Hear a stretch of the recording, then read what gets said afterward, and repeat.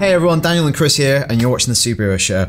Now, what are we going to be doing this week? I feel like we're going to get our report card. We're going to take a look back. Because at the start of the summer, we took a look forward. Yeah. And we made our predictions of what were going to be the biggest superhero movies of the summer. We also talked about the ones we were looking forward to the most. And we promised everyone we'd look back at our results. So this was back in March? Yeah, back in March. We had a chat about what was coming up, and we kicked off by saying, Dan, you said that X-Men Days of Future Past was the superhero movie you were most looking forward to. I said mine was Guardians of the Galaxy. And then we made our box office predictions of which ones we thought would make the most money. So, Rich, could you play them, please? X-Men, Captain America, Guardians, Spider-Man. Cool.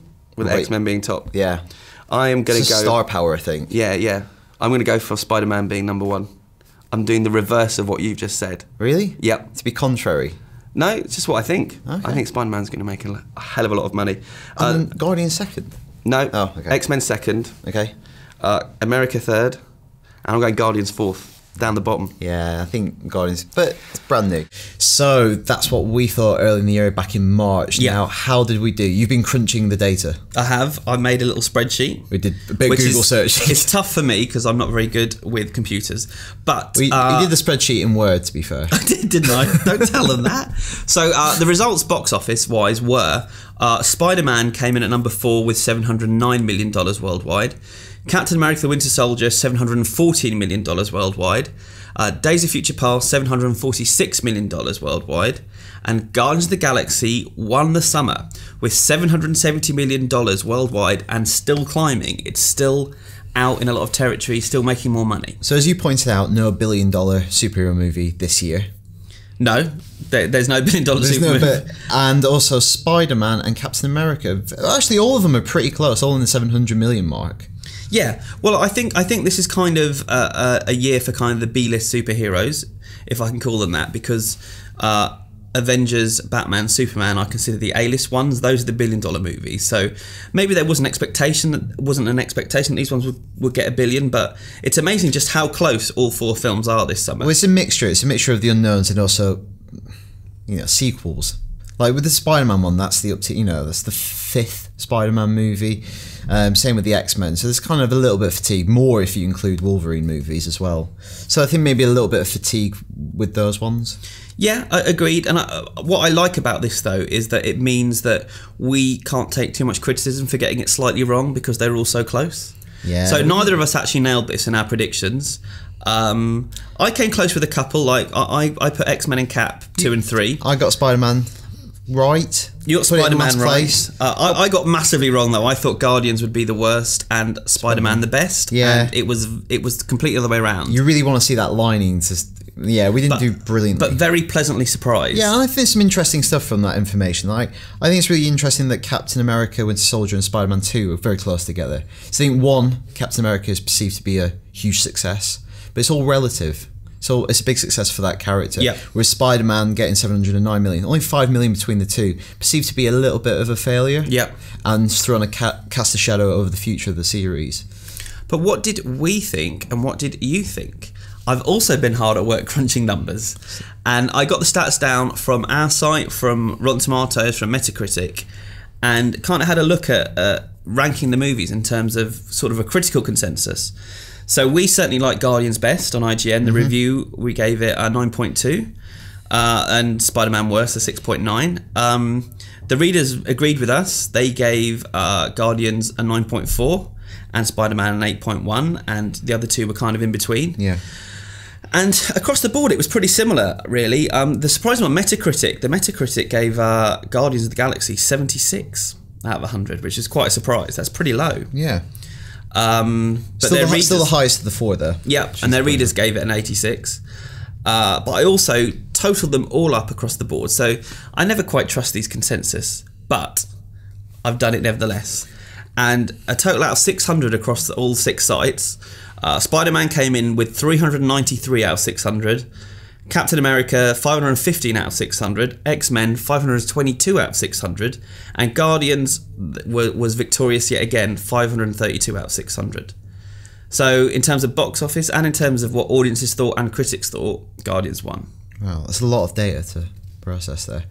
Would you agree with them? Is that how they stack up in your mind, from your favourite to least favourite? Yeah, definitely. If I'm looking back in the summer in my mind, I didn't enjoy Spider-Man, and actually that video in March I said I didn't think I was going to. I just didn't fancy it at all. I was excited about Guardians, and I still can't really pick a favourite between the other two. No, they're kind of neck and neck across the board, aren't they? Very close to call. Yeah, Captain America and X-Men. Personally speaking, I enjoyed X-Men more, but I think Captain America might be the better movie. If that, I think they did something makes really any interesting. sense. I think they did something really interesting with that character and the ensemble and the world they put him in. So what I think is really smart about Winter Soldier is, you know, Captain America is the do-gooder character. It's hard to make him in himself that compelling. But if you put him in a world where everyone is suspicious, everyone could be duplicitous, you need that moral centre, and he really works in that kind of paranoid thriller. So I think they did something really interesting with that film, and also it had bigger ramifications for the rest of the Marvel Universe. I think that's when you saw, wow, all this stuff is coming together in a really interesting way. Yeah. But X-Men was just a lot of fun. And I remember at the time, earlier in March, I think we were also a bit hesitant about Days of Future Past. You're like, there's a lot of stuff going on in that movie. Bryan Singer's returning, should he return? And then we all saw it, and everyone was pretty much in agreement that it was great and a lot of fun. I think we had a problem with all those magazine covers that came out, and we didn't like the majority of them. Hearing that the older and the younger generation weren't going to get that much of a scene together. Time. Some people were getting cut from the film. Yep. But for me, the reason I personally like it more is just because I like the actors better and I like the characters more, and I just enjoy spending time with them. And there are a lot of flaws with X-Men Days of Future Past, but I can see myself watching it quite a few times again, and I've already seen it. I've already seen it twice, yeah. Okay. So yeah, that was the summer in a nutshell. We should do that every year. I think we should. Let's do some feedback though, Dan. I think you've got the first bit. Yeah, so lots of feedback over the last few weeks. Thought we'd go through some of it. So the first one is from David Mitchell Baker. So he said, given all the problems that Ant-Man has had behind the scenes and the fact there seems to be no sequel on the way, when we went through the big slate of Phase 3, I was wondering whether you think that Marvel may fear that Ant-Man becomes their first major bomb in the MCU. I hadn't thought about that. There's no sequel to it? I thought about the fact there wasn't a sequel, but I hadn't thought it was because they were scared that they haven't got confidence in the movie. I think that's quite an interesting question. I suppose, is it that far along that even if they were less than confident, could they not jack it in? I wonder at what point they lost confidence. Surely after the Edgar Wright debacle, there was a natural moment for them to go, should we do this at all? But obviously the confidence... No, they couldn't. By that point, they were shooting like a week or two down the line, so there was...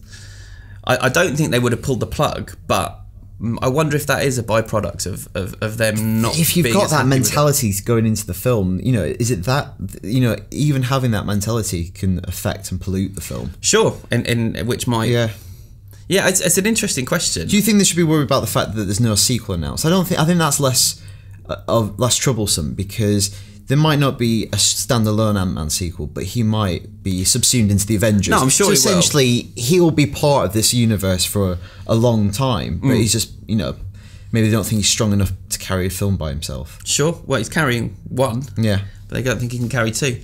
I got an email from Darrell, of Scotland, who says, I have a couple of questions for you about where Marvel will take the next phase of their movies. It should no longer be a question of if a superhero will die, but when. So who do you think will be the first superhero to be killed off from the Marvel Universe, and will it happen during Age of Ultron? With that question in mind, you should rewatch the Age of Ultron trailer with the following hypotheses in mind. Hawkeye is killed by the Hulk. Now I'm putting that to you because obviously you look a bit like Hawkeye, so... Brilliant. Are you killed? Died? No. Do you die in Age of Ultron? No. Well, I suppose when we did the Rewind Theatre for the trailer, and there's a point where Black Widow looks a bit sad, and there's a moment between her and Hulk, and I think that's maybe why he's basing some of that theory on that. I just don't think the audience has enough attachment to Hawkeye to make that a really dramatic moment.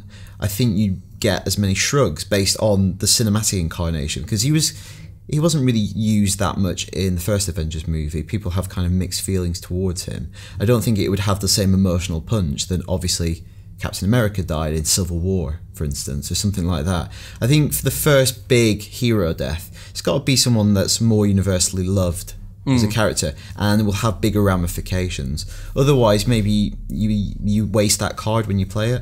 Do you think someone will die in this one then? Maybe not this one, but maybe Civil War, I think. Okay. Interesting. Okay, so next one is from Manny. Manny said, "You guys hit the nail on the head. Hamill is definitely my favourite Joker of all time." This refers to last week's show when we went through and discussed all the actors that have played Joker over the years. He has the perfect voice and laugh. Him and Kevin Conroy just go perfectly as Batman and Joker. Ledger is probably my favourite live-action Joker, but Hamill remains at the top. I think that echoes a lot of people's comments on last week's show. Yeah, we got a lot of tweets. And we were worried that we were going to get an avalanche of people saying you should have picked Ledger rather than Hamill. But actually, the majority seem to agree.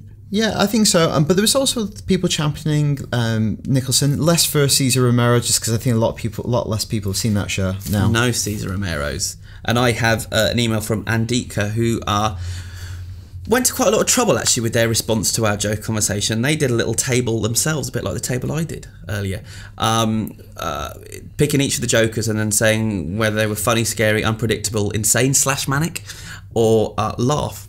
And lots of ticks, lots of no's, lots of crosses, bunch of question marks for Cesar Romero though, because as Andika Wright says, I don't know a lot about Romero's Joker since the show didn't air here and it was before my time, so there's a lot of question marks. So therefore, it's unsound.